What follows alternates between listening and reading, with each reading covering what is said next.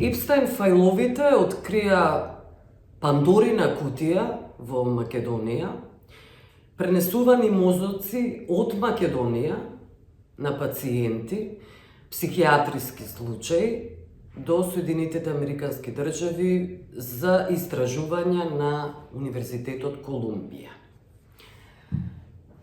Што велите за овој, можеме да го наречеме скандал? Заради што веднаш ќе објаснам, заради тоа што претходно не се знаело за ова. Значи, второто име на оваа држава е нетранспарентност. Никогаш не се дознало за ова. Јас би го нарекол скандал во најава, кој што навистина, ако го погледаме од сите аспекти, звучи прво неверојатно дека делови од човечко тело, мозок, се извезувале, односно се праќале во Америка на испитување. Јас не знам дали се уште не е јасно, за тоа треба да постои нормална истрага, треба да се отпочне со официјална процедура, дали имало согласност за овие испраќање на делови од човечко тело, конкретно мозоци на испитување, бидејќи знаеме правото ги редува овие постапки, треба или самото лице да се согласи во текот на животот дека неговите делови од тело ќе бидат користени како донорство или како во медицински испитувања. Не знаеме дали постојат такви согласности или на крајот на краиштата членови од семејството да дадат согласност. Знаете, кога ќе го видите ова како информација која доаѓа од надвор, која е откриена со анализа на фајлови, Епштајн фајловите, кои што се дел од постапки во странска земја, и кога тоа ќе удри во јавноста како што удри, кога ќе одекне, кога ќе почнат медиумите за тоа да пишуваат, тоа е повеќе од допрен глас.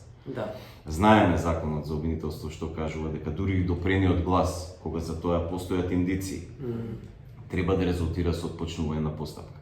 Исто така интересно со овие Епштајн фајлови, односно ова информација која прострои во делот на праќањето на делови од мозоци или цели мозоци на испитување во Соединетите Американски држави, е тоа што, да речам, самите актери кои евентуално биле вклучени во оваа работа, никаде не го негираат тоа. Ние видовме дека во јавноста излегува со тоа дека најпрви немало парични средства за праќањето, немало имотна корист. Понатаму дека постоеле некакви си видови на согласности, што значи дека не се негира самиот акт на праќање на овие мозоци во странството, туку се негира правноста на целата ситуација, односно се тврди дека за тоа постоела правна основа. Како и да е, повторно ќе кажам, овој скандал во најава открива многу за тоа дека во институциите можеби се случуваат работи за кои јавноста дознава од вакви странски извори. Еве, она што е индикативно, доктор Алексеј Дума, тој вели дека како, го цитирам, најголем меѓународен проект во кој учествувале. Тој е дел од актерите, од луѓето кои учествувале. Знаете како? Неспорно е дека можеби се работи за најголемиот во свет проект, кој што може ќе проучи патологијата, морфологијата на мозоците на луѓе кои што имале проблеми, кои што на крајот извршиле самоубиство или имале друг крај, нели? Меѓутоа, знаете како? Иако се работи за научен проект, не можете вие на некое човечко суштество кој имало идентитет, кој имало живот, кој имало можност да одлучува, и нивните семејства, неговите делови, иако посткумно, постмортално, да ги користите во научни испитувања без изрична согласност, затоа што тоа прво се противи со правото, второ се противи со моралот и етиката. И кога нешто такво се случува, замислете кога повеќе клиники или повеќе типови на медицински институции ќе почнат од лица кои што се починати да вадат делови, можеби да користат одредени делови за трансплантација, за бизнис или било што. Тоа е во самата суштина е страшна работа и длабоко задира во човековите права. Добро, знаете како, сега ако целиот свет ги виде Епстајн фајловите и може да ги чита, ако се гонат, се осомничени, под истрага се огромен број на странски политичари, меѓу кои е и американскиот председател Трамп. Значи, почнува истрага и тие се сите споменати во фајловите, ќе се дознае дали се вистините или не. Не преюдицираме. Но ако тоа смее целиот свет да го чита, зошто во Македонија не би излегле овие фајлови, овие документи за пациентите на кои им биле вадени мозоците и транспортирани во Соединетите Американски држави со бришење на нивните имења, на нивните податоци, но да видиме дали постои согласност од семејствата, од етичката комисија и така натаму. Видете како што кажав, нели во текот на разговорот, не е проблемот што излегле овие фајлови. Да. Не е проблемот што излегле овие информации дека некаде отприлика 100 мозоци се испратени. 1000 имаше бројка на 1000 мозоци, што е неверојатна бројка. Така е. Но, знаете што е проблемот? Ако веќе зборуваме за фајлови кои што имаат, кои што одекнаа не само кај нас, во светот одекнаа, Да. и кои што никој не ги негира дека се неточни. Тогаш имаме институција каде што овие лица работеле. Имаме институција Институт за судска медицина каде што се правени овие обдукции. Тоа е официјална установа во која што постои документација, постои архивски материјал. Значи, ако веќе имаме допрен глас кој што има индиции дека има веродостојност во него, бидејќи никој не го негира, Да. тогаш органите на прогон, органите на истрага, обвинителството со наредба до полицијата треба да спроведат истрага во која што ќе ги прибават сите овие документи. Ќе копаат години наназад, ќе видат дали постои запис, дали постои согласност која неспорно мора да се чува во институцијата која има. Да. И доколку се најдат овие документи, нормално, ако се работи за фаза на истрага, ќе бидат тајни до одреден период, додека не се почне со постапка, ако резултира со обвинение. Ако нема кривично дело, треба јавноста да биде известена. Треба да се знае точно, како што кажавте, можеби и со иницијали, колку лица биле подложни на ваква обдукција, колку органи се извадени, можеби се работи и за други органи, не само за мозоци, можеби и некоја друга институција во светот вршала испитувања па се праќани делови. Знаете, јас, ако немало согласност, замислете ја таа морбидност, да вие како семејство добивате тело од некој близок кој што е навидум целосно, а во него фалат органи. Значи, мораме да апелираме за ваков скандал. Мора да постои истрага, мора да постои постапка и мора да постои правна разрешница. Во спротивно, ова ќе биде само уште еден скандал кој нема да добие развршница. Видете, во Македонија сите имаат сомнежи, знаете и сам, заради тоа што, како велите ви, ова ќе биде уште еден скандал кој нема да има завршница. Никој не верува во институциите. Конечно, многу е индикативно. Ако е ова, еве уште еднаш го цитирам доктор Алексеј Дума, ако ова е најголемиот меѓународен проект во кој учествувале. Зошто никој не знае во Македонија за овој проект? Зошто јавно не била направена пресконференција, да биде јавноста запознаена, информирана дека мозоци биле вадени, дека биле транспортирани? Транспарентноста е голем проблем на нашите институции. Да. Ние знаеме дека институциите имаат делумична транспарентност, односно објавуваат информации кои што може би лесно можат да бидат проголтани од јавноста. Меѓутоа, повторно не навлегувајќи во фактичката ситуација што се случувало тука и дали има правна одговорност или нема, дали има индиции за правна одговорност, пак ќе кажам дека кога хипотетички, кога нешто не било одобрено, кога нешто не би имало согласност, замислете, или кога нешто делува толку погрешно од делот на етиката и моралот, тука транспарентноста не можете да ја очекувате, бидејќи уште во тој момент ќе треба да биде потполна. Значи ќе треба да се дадат сите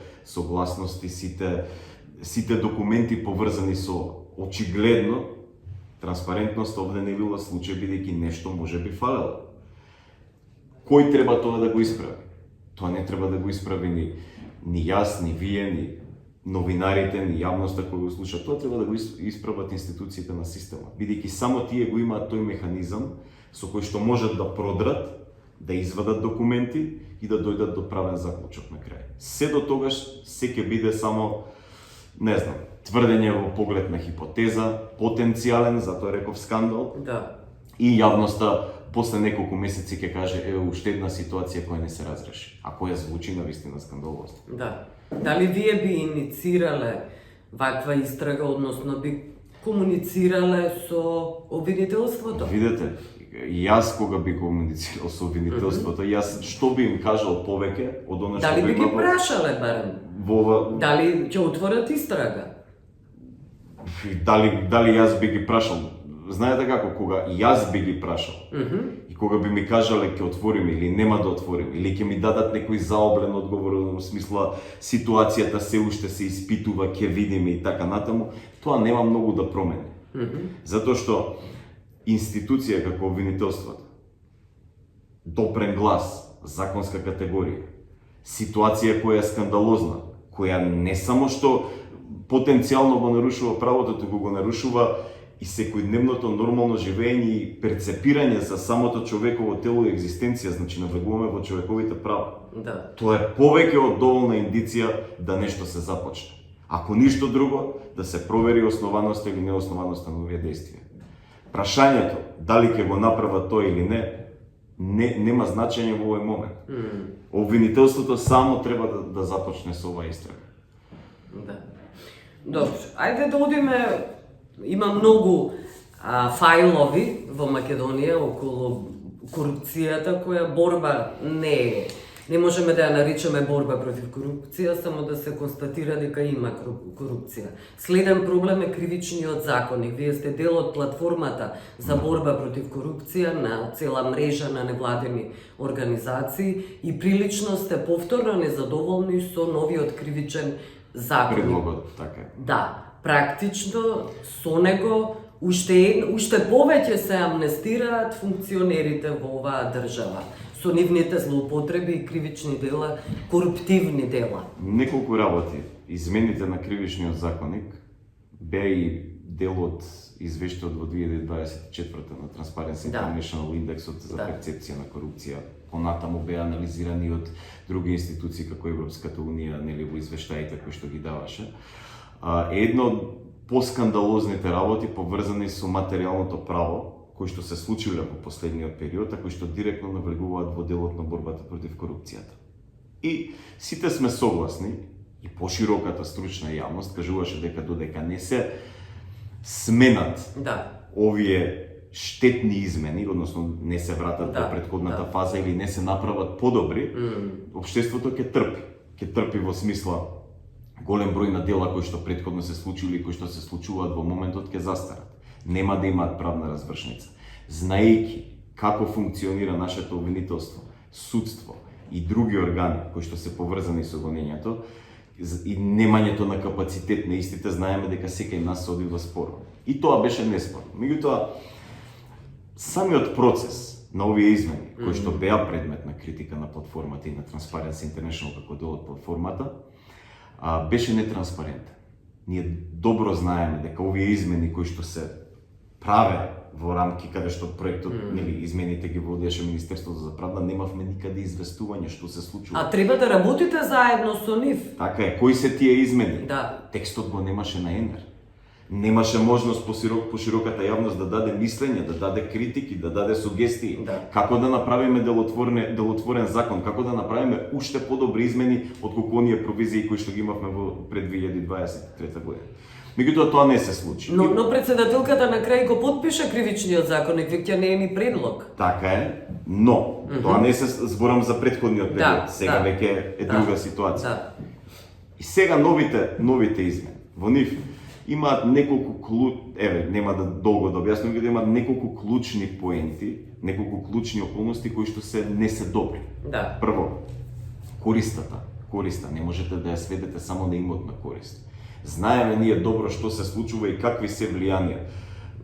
Тргување со влијание, фаворизирање на определени лица, особено во делот на јавните набавки, користење на определена привилегирана позиција која се има, значи не е само имотната корист предмет на ова. Самата корист како термин мора да биде пошироко одредена. И тоа мора да биде дел од кривичниот закон. Исто така, казните благи се, не се онакви како што се очекуваше. Знаеме, поблаги казни, побрзо застарување. Не е проблемот само доказнувањето, проблемот е со времето на гонење, кое повторно се скратува. Исто така, имаме доста проблематични делови превземени од граѓанскиот закон за конфискација на имот, каде што сите ние тврдевме дека директно навлегува во човековите права. Како вие можете во кривичен законник некакви си индиции поврзани со овој закон провизии да ги внесувате, а знаеме дека конфискација без кривична осуда како се третира во разумниот свет и како Страсбур има кон тоа мислење дека тоа е навлегување во човековите права. Така да генерално земено овие законски измени не се такви како што требаше да бидат и мој апел е и до стручната јавност и до оние кои што се директно инволвирани во кои што можат да го покренат. Пред се зборувам за Министерството за правда. Во најбрз рок да припремат нови измени кои што ќе бидат делотворни. Знаеме дека и Уставниот суд во одреден период тврдеше дека нели ќе ги поништи старите, ќе ги врати оние. Во овој момент гледано, можеби старите одредби кои што важеа до пред 2023 година се поефективни од овие кои сега се. Да.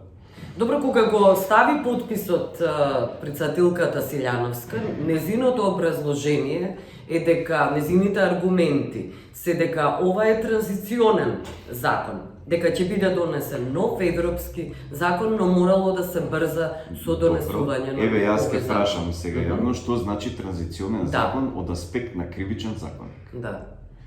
Кривичниот законник е суштински закон во една држава, вклучувајќи нашата, кој што одредува што е исправно, а што е кривично дело.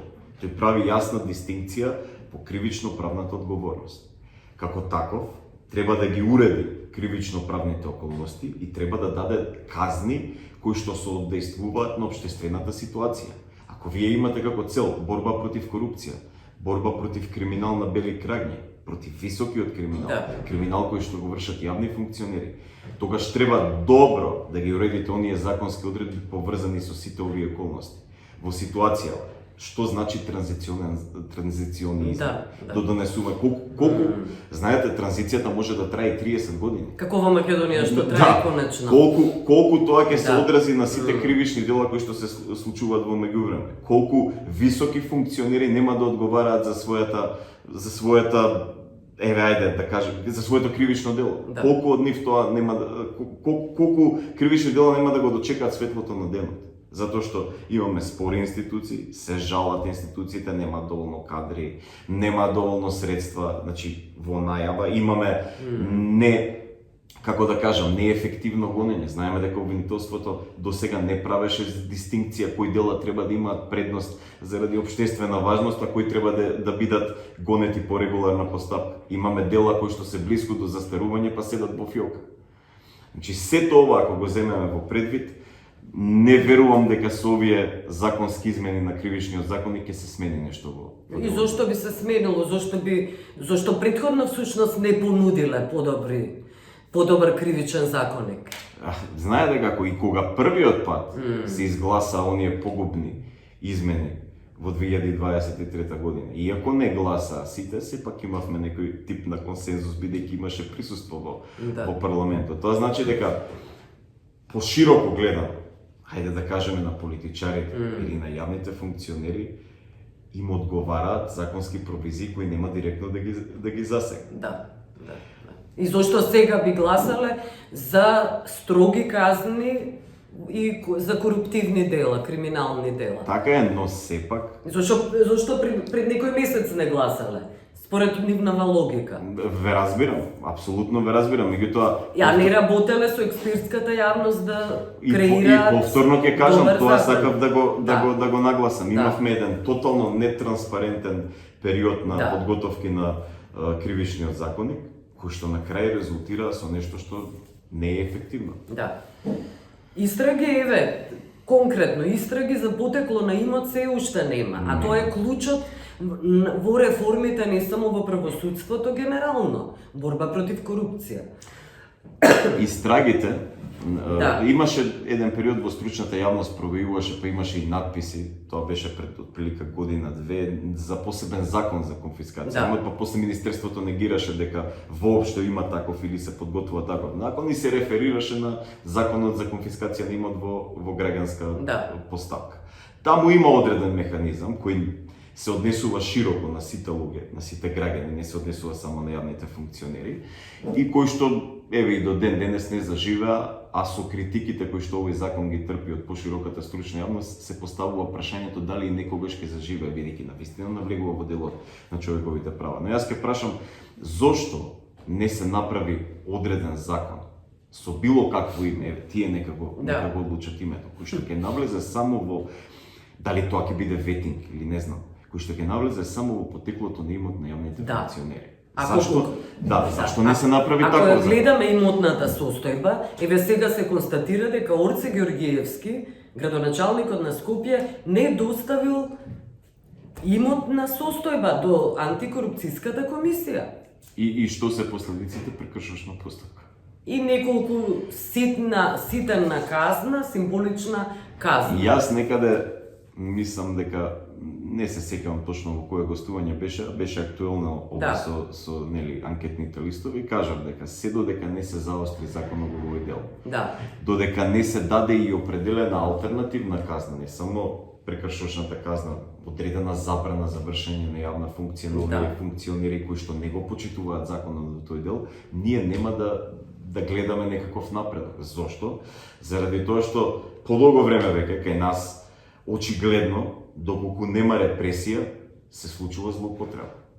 Значи, ако веќе сакаме да се бориме против ваквите негативни општествени работи, еве во конкретниот случај недавањето на овие податоци за имотната состојба, ние мора да ги зајакнеме казните и да предвидиме определени странични работи кои што ќе ги спречат овие луѓе да извршуваат јавна функција. Да. Нели, ние знаеме, имаше и работи, еве, например, како црната листа на времето, каде што, нели, ако си ставен на црна листа, нема да обавува. Ако веќе ја ставаме црната листа, зошто не си го почитуваме нашиот закон, кој што убаво кажува дека секој јавен функционер треба да даде исказ за својата, односно да даде податоци за својата имотна состојба и за потеклото. За потеклото, она што е проблематично, господине Бадулов, е токму потеклото, Пандовски се извинувам, е токму потеклото на имот. Тие можеби ќе ги достават тие податоци, но ништо не значат ако нема објаснување од каде потекнуваат сите нивни сметки и имот. Така, корупцијата како феномен. Не често, туку скоро секогаш подразбира давање на мито по неофицијални канали. Сигурно никој, тоа сум го кажал, нема да ви уплати на сметка со назнака донација за тоа и тоа, да ми завршите работа толку и толку пари. Сигурно никој нема да ви даде автомобил на подарок со договор, нели, за подарок, па утре да се чудиме зашто на тоа лице му е. Значи, тоа подразбира давање на некаква си имотна корист преку неофицијални, преку тајни канали. Да. И сега ако некој примил таков имот кој што не може да го оправда, не може да влезе во системот пред се, не може да го ставите на сметка, не може да го возите со ваша, нели, сообраќајна дозвола, не може да имате имотен лист за некаков си стан даден, или не е битно каков тип на подарок е даден, тогаш повеќе од јасно е дека копањето, испитувањето на животниот стил, на одредени имоти кои што ги има, кои што не се влезени во тој систем е од суштинско значење. Нека, пак повторно ќе кажам, во законот за конфискација во граѓанска постапка, може би намерно, може би не, се стави еден поширок круг на луѓе, се ставија граѓаните. Па ајде помеѓу граѓаните да ги ставиме и функционерите. Меѓутоа, што обичниот граѓанин наспроти функционерот кој што врши функција има? И колку е битно, битно е за одредени даночни затајување и така натаму. Меѓутоа, ако е ова битно, ова е суштинско. Така да, таков закон мора да има. На крај сме, благодарам за овој разговор. Ви благодарам и вас.